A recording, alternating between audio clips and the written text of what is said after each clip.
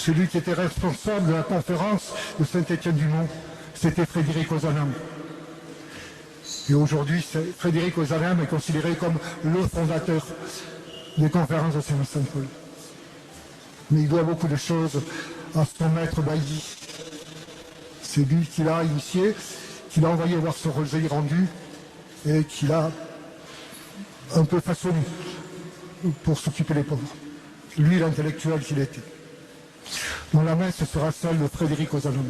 Alors aujourd'hui, c'est un petit clin d'œil en fait qui est assez étonnant puisque c'est le jour même et le lieu même, dans l'endroit dans lequel nous sommes, où a été créée la première petite équipe en fait de Saint-Paul, qu'on appelle aujourd'hui des conférences par Frédéric Ozanam. Il y a exactement 190 ans dans ce même lieu. La philosophie de l'association, c'est vraiment cette rencontre pour écouter les personnes qui sont les plus fragiles, qui sont les plus pauvres, pour les écouter dans toute leur dignité.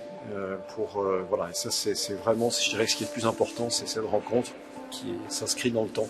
On suit ce que Frédéric Ozanam a créé donc, il y a 190 ans, il était 7 fondateurs. Donc 7 étudiants qui ont fondé pour agir et pour aller rencontrer les gens, pour les aider matériellement, voilà, que ce soit à Paris ou à Lyon, et puis maintenant dans 155 pays. Alors il y a des nouveaux modes d'action parce qu'il y a une nouvelle fragilité, tout simplement. Donc il y a toujours cette rencontre à domicile, parce qu'il y a aujourd'hui 7 millions de personnes en France qui sont isolées. Dans ces 7 millions de personnes, il y en a un nombre considérable qui n'ont pas une interaction sociale par semaine, je ne sais pas si on se rend compte. Donc c'est essentiel, c'est très important pour elles. Et puis ensuite, on a dans nos épiceries solidaires, dans nos restaurants solidaires, on a beaucoup plus de jeunes qu'auparavant. Des jeunes étudiants qui parfois font un repas par jour, donc c'est très important, c'est une aide matérielle. On a beaucoup plus d'étrangers et de jeunes étrangers également.